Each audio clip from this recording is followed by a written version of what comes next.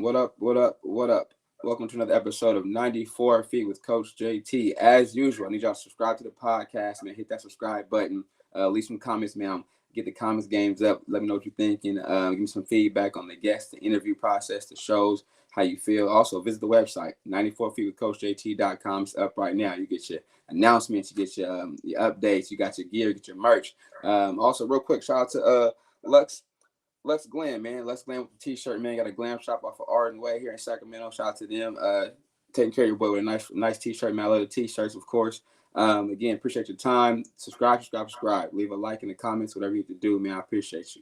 I'm gonna get right to this brief interview of this gentleman I got tonight, man. After spending 20 years in a narrative of what it meant to be successful as a basketball player, he soon came to the stage of reinvention after suffering a career-ending injury his last collegiate year. After being removed from what he called the sports tunnel, he is now aimed to focus becoming a successful player in the game that is familiar to all, the game of life. Through continuous questioning of who he was outside of sports, he came to realize that his purpose was not to be an athlete, but instead his God-given ability to play the game of basketball was just a vehicle he used to utilize to carry out his purpose. While he continues to bring awareness to sports tunnel, he aims to prevent athletes from experiencing their figurative death, while also bringing awareness to the parents and the fans of what it truly looks like to be a successful athlete. None other than Jourdan Johnson. I know him, Jourdan, my man from Court Smith, my man who be taking care of my gear. Just a good, solid individual, but somebody who been locked in for a while now, off the side of business, but also just connecting as a young man as well, trying to navigate the space, man. Jourdan, I appreciate you taking the time today, man, to lock in with me today. Man, thank you for having me, man. I appreciate the opportunity. It's all good, man. So, briefly, and start the intro, man. You talk about spending, man, 20 years of your life, man. Definitely know about those basketball dreams, right? That's a lot of time that we invest in a sport or a game that we feel could potentially do something for us, right? We want to turn into something. But even before you get into that, though, man, let myself know those other, just a little bit about the background. Where you from, man? What was the upbringing like? Because the game of basketball in so many shapes and facets for us as Black males individuals can be used as a tool, but it's also based on the environment we come from and where we're around. So give us a little bit about you yourself, man. Where you from? Yeah, man. I'm originally from the Bay Area, and then transplanted into the Central Valley. So parents moved me out to go to school, have a safer environment, and then I moved back a few years ago. But for me, like many kids, we only got to select a few options, whether it's the environment or our family's knowledge. So my only vehicle that I seen to get to my desired destination was basketball or sports. So through the sports tunnel, grinding, overcoming obstacle after obstacle, and found my way to all levels of ball.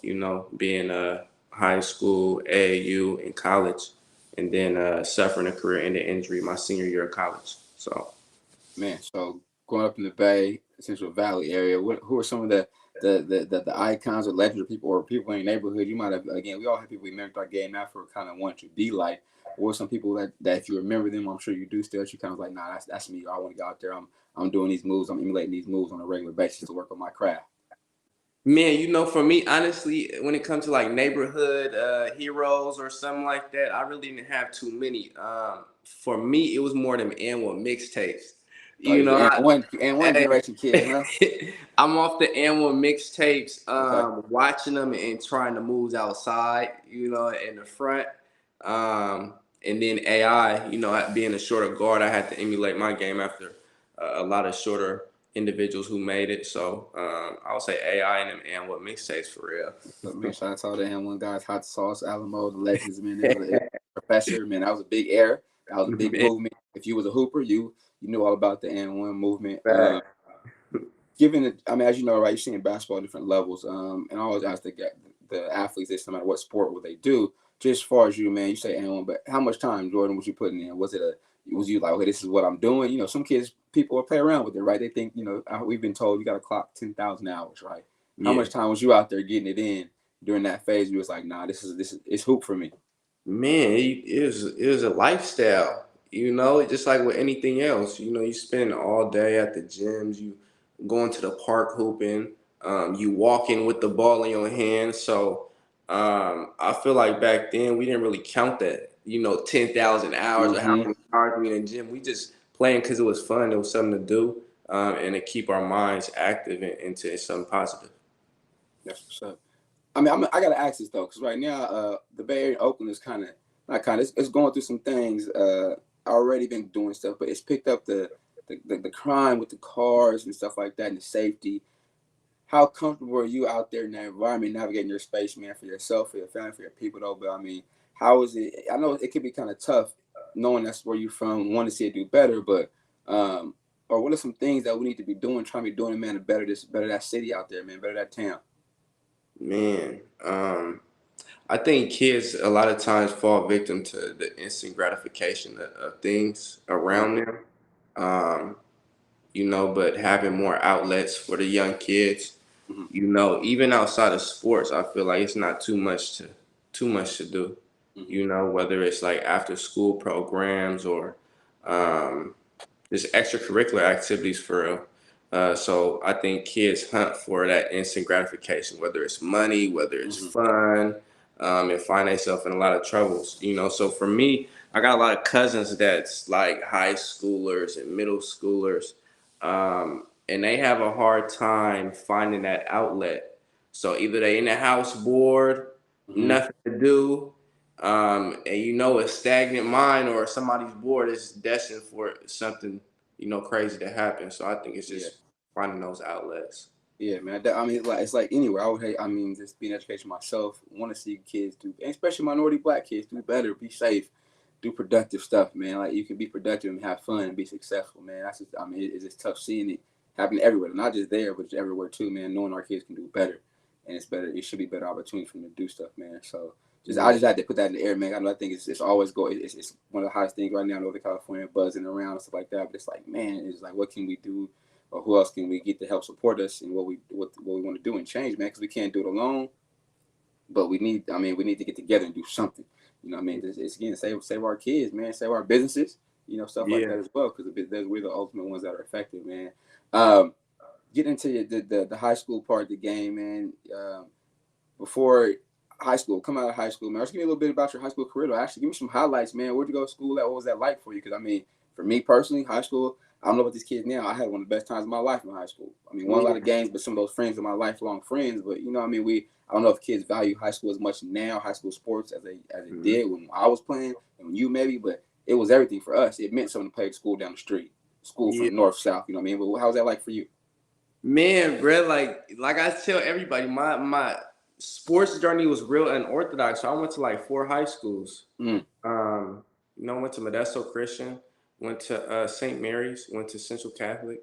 Um, I was just trying to find opportunities, man. mm, Like when it first started off in high school, you got those relationships, you got those friends. But when you navigate in different high schools, you're not seeing people every tough. day. And then for me, I never went to high school in the city I lived in, so I'm always commuting back and forth.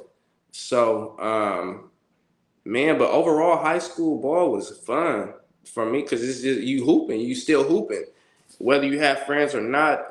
That ball is gonna keep you staying, no matter what trials or tribulations you face. So, for me, overall, it was fun, bro. It was fun. That's what's up. You spoke about generally get into college, and before you got, I mean, the injury in the college, did it happen? Were you already enrolled in college? Were you in school playing, or was it pre getting to that next step Now I was playing. That happened like probably my tenth game in the senior year in high school? in college. Yeah, what college were you at?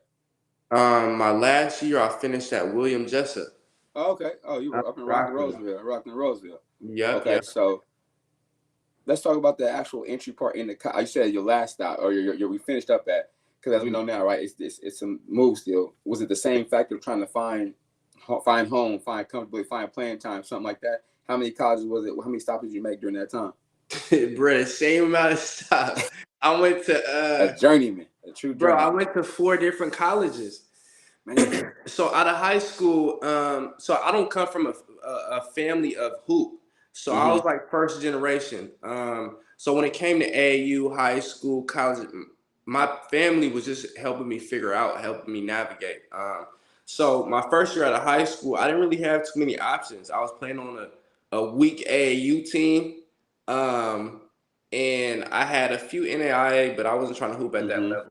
And then I had a Division III offer, so I went Division III, and that wasn't really the level I wanted to play. I knew I could play at a higher level. Mm-hmm. So from D3, I left there and went JUCO. I went to Yuba City College. Okay. So Play for Coach Corn? Coach Corn, that's the guy for sure. So I redshirted and then played that year. Mm-hmm. I had a lot of Division II offers coming out of JUCO, but I took the year off. Family situation wasn't stable, so it was tough. Took the year off, and then I had an open gym at Stan State. One of my teammates was up at Stan State. He called me for an open gym. And a few months later, I got a scholarship to play at Stan State. That was cool. That was a dope experience. And then, I got kicked off that team. Me and the coach didn't see eye to eye, and kind of forced me out of the system. And then that's how I ended up at William Jessup. So, of course, adversity before the injury. You talked about getting kicked off or removed from the team. What was that transition like once you asked to leave? Were you leaving? Was it a quick another year off? Found something quickly, or like, man, I'm done. I'm gonna hang him up, or what was that like?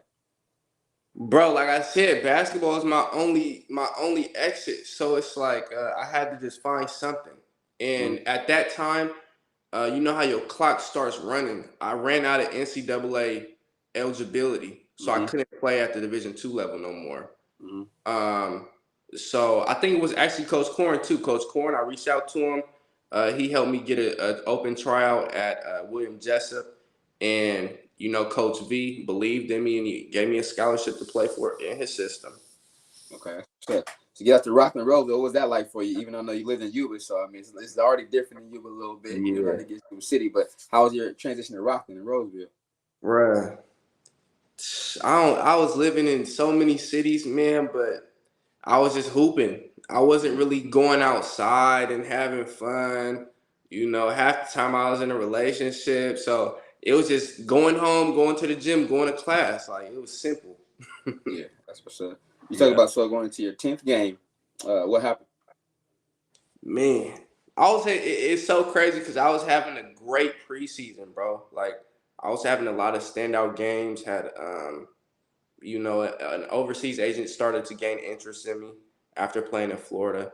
So this game was at home, and I was playing against Menlo. And I get the ball on the left wing.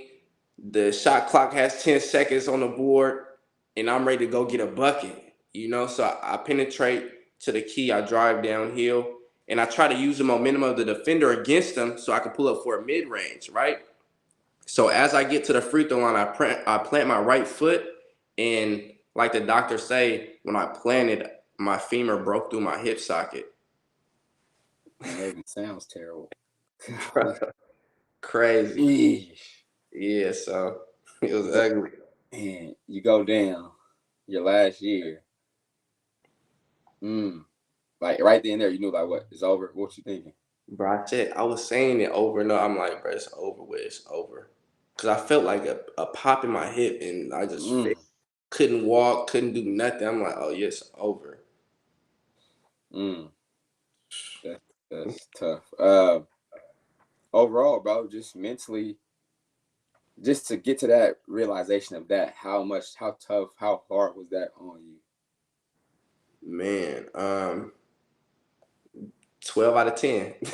Yeah, for sure. I mean, it sucks. Certain people have them. Some people go years and never have a major injury in their life.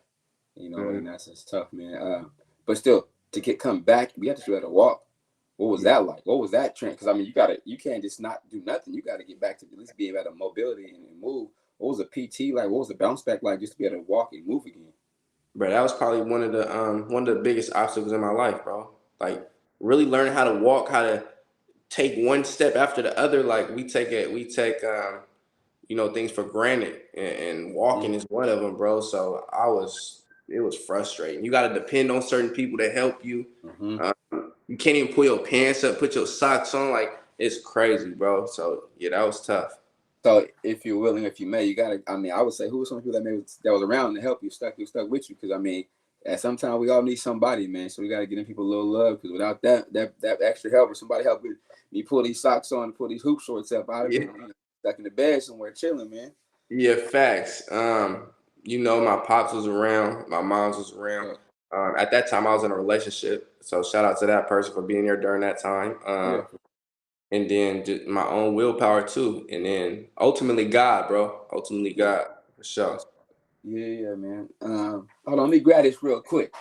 As we jump into this every athlete dies twice, the sports tunnel. At what point, man, did you really?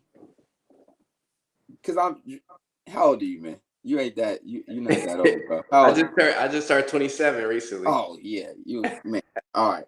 So, at what point did you really feel as if putting something in form to help others, even yourself? I mean, against the outlet for yourself, I'm sure, but to give inspiration, give knowledge to others, man, to make this move. Because I mean, it's not every day. It's not something that we've always done as males, write books and put stuff down. But what was the motivation factor outside of what I have my ideas of it? What brought this about, man? Man, honestly, bro, I started thinking a lot about death, bro. Started thinking about death a lot. And I was just thinking like, bro, what am I gonna leave behind before I die? And that was during that certain stage of my life. So a book was like one of the easiest, fastest, and most tangible things that I could possibly bring to life at the moment. I've never heard somebody say a book was easy. What was easy about it for you? Bro, I just putting my thoughts out there, telling my story, and like I said, I spent 20 years as a hooper, so it's like that came kind of natural to me. That's what's up. It's called the Sports Tunnel. What inspired the title? Because the title is pretty dope, man. You got somebody running into a tunnel, of course, right? Yeah, But it's definitely a dope visual as well. What inspired the title of this? man. Just seeing one option. Just submitting your entire life to one option. And the sports tunnel is essentially a realm or a portal that you step into as an athlete once you submit your life to the game. So a lot of people that look like me, and come from certain environments, we submit our entire life to the game, and that's what creates that tunnel vision on the game. That's what's up. Yeah, and then, I mean, guess you like tunnel vision. Tunnel vision. One of the chapters of the title is called "Preparing for the Movement." A quote you have in here says, maybe your plan A never turned out to be successful because it needed 95% instead of 80% course met." Yeah. What does that quote mean to you? Hey man, first and foremost, I gotta shout out Court, man. I gotta shout out. Definitely That's my shout out mentor, Court. dope. Solid dude for sure.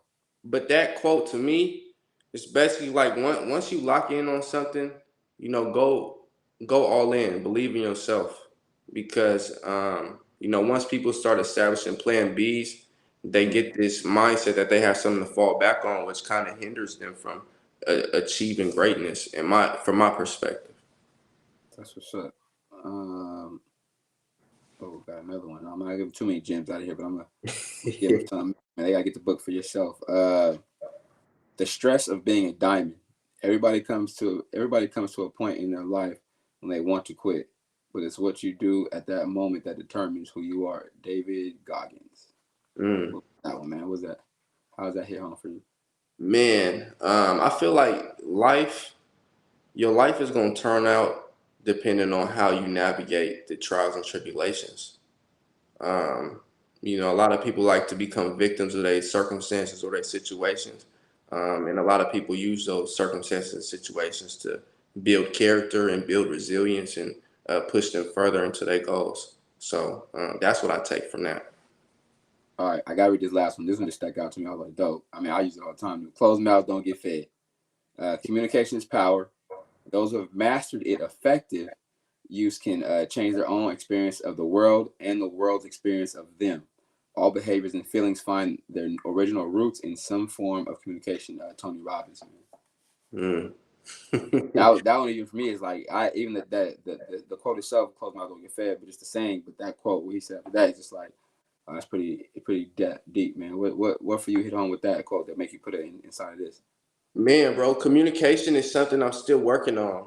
And I feel like communication is also one of those things that held me back along my journey, because I was one of those ones who put in a lot of work, but I wouldn't say too much. A lot of coaches would think I got an attitude or misinterpret my demeanor because I'm not saying too much. I'm just out there doing it. So I just wanted to put that in there to let other athletes know that, bro, communication is a part of the game. It's a part of, you achieving your desired destination. Right. Okay. So right now, I'm gonna give you a quick second, though, man. You guys shout out where everybody can find the book at, man. You gotta plug yourself, man. You gotta tell everybody where to get the book, get the knowledge. I'm definitely gonna post it and get it out there for you. Yeah, But you gotta get the information out there, bro. Appreciate you, bro. Yeah, you could purchase a copy of The Sports Tunnel at thesportstunnel.com. And then, social media, we're going to be on there as well. So, yeah. Make sure y'all tap in, man. It's a good read. It's an easy read. It's definitely informational, but also I think it's enough to be impactful. But also support the bro, man. Like I said, he's out here giving information out, giving game, running his business, but also telling the story within a novel form as well. But also, man, tap into him on the IG, man. Giving his quotes, his inspirations, man. He's getting into it heavy. So you gotta don't miss the bars he's giving away. Before I end every show, though, man, Jay, I always ask all my guests, man, your triple threat, though. So as we know in basketball, being basketball junkies ourselves, it's a dribble, pass, shoot. However, we're going to flip it a little bit. I want to get your triple threat or 3 things that you personally, like somebody either reads your book or sees you in person, but okay, I know that's Jourdan. Give me 3 things that you kind of hold yourself by, your standards you hold yourself by, how you live, by how you move. Give me your personal triple threat. Being progressive. Progressiveness is like a non-negotiable for me, no matter what. Being a man of my word, whether it's business, whether it's friendships or relationships, standing on my word is important to me. And what else? Man, the third one is tough. What's the third one? God, bro. I'll say God. I fear God, bro, because I know that I wouldn't be here without him. It's a lot of things that took place in my life I couldn't even have imagined that would happen. So shout out to God for sure. Yeah, for sure, man. Again, you heard it here first, man. It can be a triple threat. Tap in the Sports Tunnel. Like I said, just tap in, support the bro. He's doing it. He's solid. He's locked in, man. He's definitely moving. If you're not locked in with Core Smith, hit him up if you need anything. Again, Jourdan been taking up, rocking with me for a minute, man. Just direct access for me, which is what I love. We get things done. It's good business. It's quality. But also it's the way you know what I'm saying. I like to conduct business now. Sometimes I want to talk to somebody verbally, man. I don't want to be on all internet and doing orders. Sometimes I want to, hey, what's up? Or can I tap in with you? I got a question, and we got that going, and I appreciate it. And my boys do too, taking care of us again at the school. So I appreciate you, man. Again, you heard it here first, man, with Jourdan. The Sports Tunnel. Go grab it. Thesportstunnel.com is there, man. Tap in with it. I'm going to tag him on the socials. I'm going to post a book flyer. We're going to get it out there when we drop the episode, man. So, again, y'all heard it here first with Jourdan, Coach JT, 94 Feet with Coach JT. We out. Peace.